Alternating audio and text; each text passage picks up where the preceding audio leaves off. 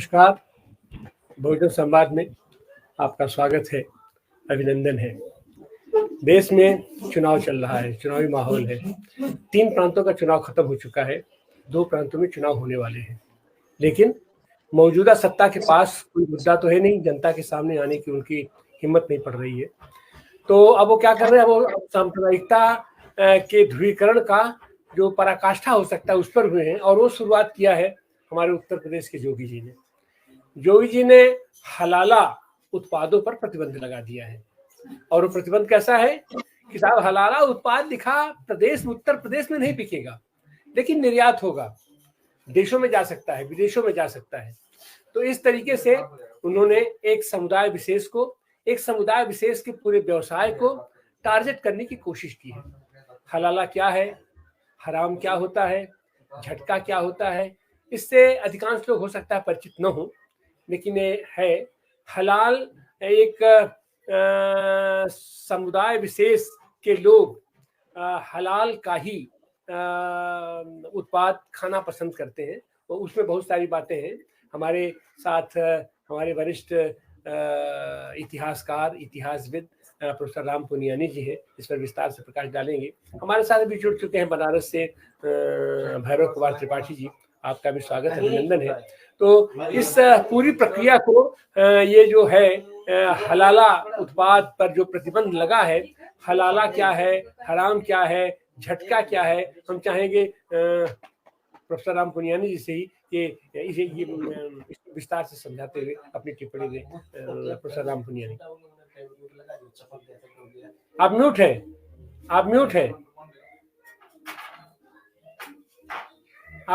हाँ जी सर। सबको नमस्कार। आनंद जी, आपका बहुत धन्यवाद कि आपने इस विषय पर आज चर्चा रखी है, क्योंकि ये जब से अभी इस पे एक ने शिकायत की कि हलाल उत्पाद करने वाले जो हैं उनके कारण जो बाकी दूसरे व्यापारी हैं उनको समस्या हो रही है, और ये हलाल का उत्पाद करने से जो इनकम होती है, जो आय होती है, उसके कारण दूसरों की आय कम हो जाती है। दूसरा कहा गया कि इससे जो इनकम होती है उसके मदद से आतंकवादियों को सपोर्ट किया जाता है, विभाजनकारी ग्रुप को सपोर्ट किया जाता है। इस प्रकार की एक शिकायत दर्ज की गई, और उसके आधार पर सरकार ने ये सर्कुलर निकाला कि हलाल के उत्पादों को उत्तर प्रदेश में उपयोग करने के लिए बैन किया जाएगा, जबकि जो निर्यात के लिए है वो चालू रखा जाएगा। अब ये हलाल क्या होता है? हलाल, जहाँ तक ये पशुओं का सवाल है, उनको जो मीट के लिए उनका उपयोग किया जाता है, तो 2 प्रकार से मारा जाता है। एक तो झटके से, यानी पूरे एक वार से उनके गर्दन को काट दिया जाता है, और हलाल ये में जो गले की जो नसें हैं और गले से जाने वाला जो विंड पाइप है, हवा की नली जो है, इसको काटा जाता है और जानवर उसमें धीरे धीरे से मर जाता है।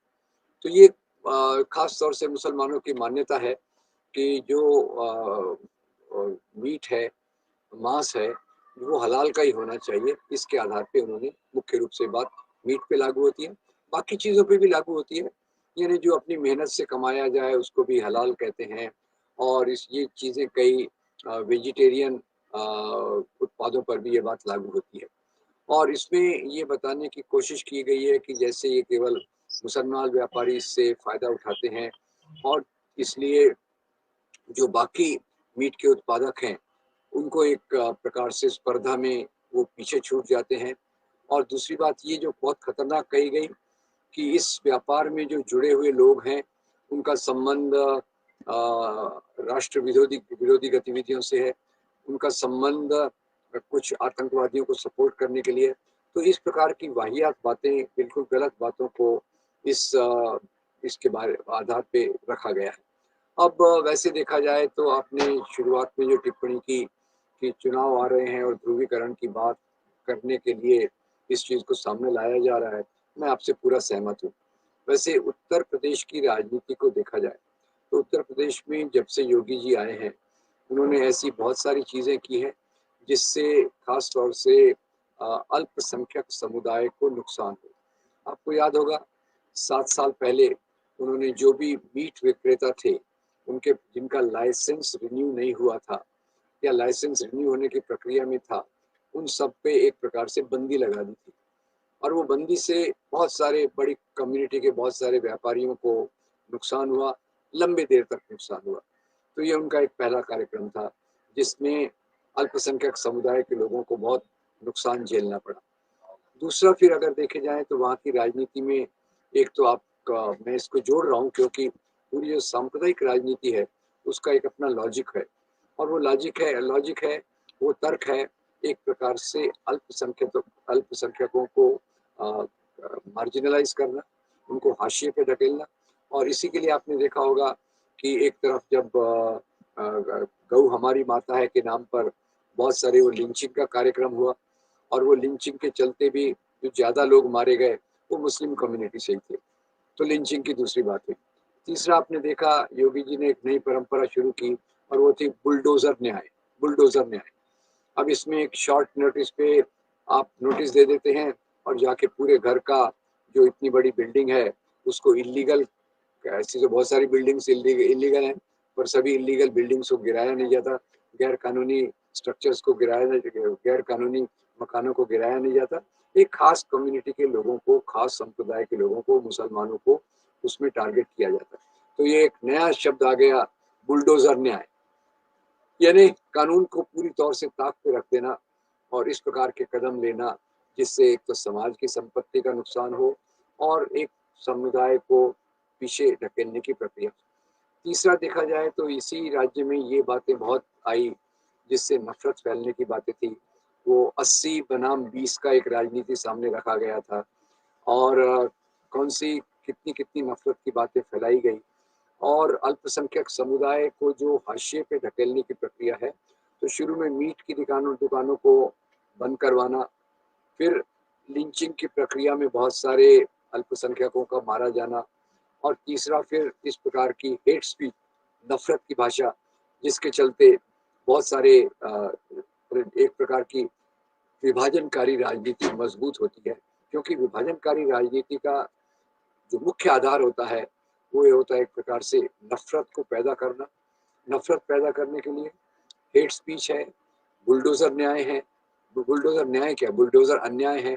और तीसरा अभी जो लाया जा रहा है वो हलाल का मामला है। अब हलाल का आपको मैं बता दूं कि विश्व भर में जहाँ कई मुसलमान हैं जो केवल हलाल का मीट पसंद करते हैं। मैं यूरोप में भी कई देशों में गया हूँ, तो हलाल सर्टिफाइड जो रहता है वो आसानी से इन लोगों को स्वीकार्य होता है, क्योंकि ये इनकी मान्यता है कि उनके धर्म के आधार से जुड़ा हुआ है। और इसके आधार पे हलाल सर्टिफिकेशन जो है वो कई जो हलाल सर्टिफाइड ऑर्गेनाइजेशंस हैं, जमात से जुड़े हुए हैं, और दूसरे मैंने इसमें पढ़ा था कई ऐसे संगठन हैं जो इस पे काम करते हैं। हलाल हलाल ट्रस्ट ऑफ इंडिया भी एक है। और ये बात याद रखिए कि ये जो इकोनॉमी है ये 3.5 ट्रिलियन की इकोनॉमी है। ये कोई छोटी इकोनॉमी नहीं है। इसमें जो हमारे आहार से जुड़ा हुआ जो मेरे ख्याल से शायद ये एक बहुत बड़ी इंडस्ट्री है। 3.5 ट्रिलियन इसमें ये इन्वॉल्व है। तो इतनी बड़ी आर्थिक व्यवस्था को खुले से चोट पहुंचाना, ये केवल हमारी आर्थिक व्यवस्था को ही ढीला नहीं करेगा, पर अल्पसंख्यक समाज के बड़े तबके को हाशिए पर ढकेलने का काम करेगा। और जो सांप्रदायिक राजनीति को मजबूत करने का काम है, जो चुनाव के में बहुत काम आती है। चुनाव के पहले तो तेजी से इसको फैलाया जाता है। वैसे भी अभी तो समय ऐसा है कि नफरत की बातों को ज़्यादा उछाला जाता है सोशल मीडिया के माध्यम से, बाकी माध्यमों से, और वर्ड ऑफ माउथ से, कानाफूसी से, सोशल और व्हाट्सएप के मैसेजेस से इन चीज़ों को फैलाया जाता है, नफरत फैलाई जाती है। तो मुझे लगता है कि ये जो हलाल को बैन किया गया है उत्तर प्रदेश के अंदर, ये भी उसी प्रक्रिया का एक भाग है जो एक तरफ से समाज में बंटवारा चाहती है, ध्रुवीकरण चाहती है, अल्पसंख्यकों को मार्जिनलाइज करना चाहती है, उनको हाशिए पे ढकेलना चाहती है, उनकी आर्थिक व्यवस्था की रीढ़ की हड्डी को तोड़ना चाहती है। अब ये देखिए, जब मीट की दुकानों को ये किया गया, बंद किया गया कि भाई आपके पास लाइसेंस नहीं है। लाइसेंस नहीं है तो आप लाइसेंस रिन्यू करा दीजिए।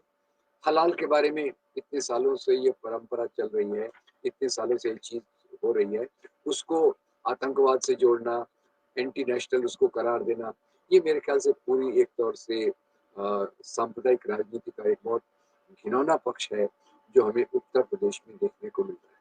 तो मुझे लगता है कि हम इसके बारे में मैं कई कोट दे सकता हूँ कि लोगों को उनके खाने की चॉइस, उनके खाने का जो चुनाव का तरीका है, राज्य ने पूरा उसको आदर करना चाहिए।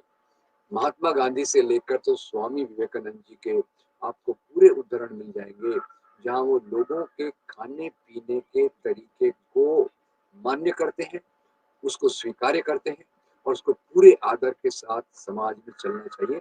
स्वामी विवेकानंद ने इसके बारे में कहा है कि आप दूसरों के खाने पीने के तौर तरीके पर बंधन लगाएंगे तो ये गलत होगा। महात्मा गांधी ने भी इसी बात को स्वीकार किया। वो खुद एक अहिंसक थे, वो खुद शाकाहारी थे, पर उन्हें इसी बात से कोई एतराज नहीं था कि समाज के कुछ लोग अपनी खाने पीने के तरीके को फॉलो करते हैं। तो हलाल भी उसी का एक भाग है।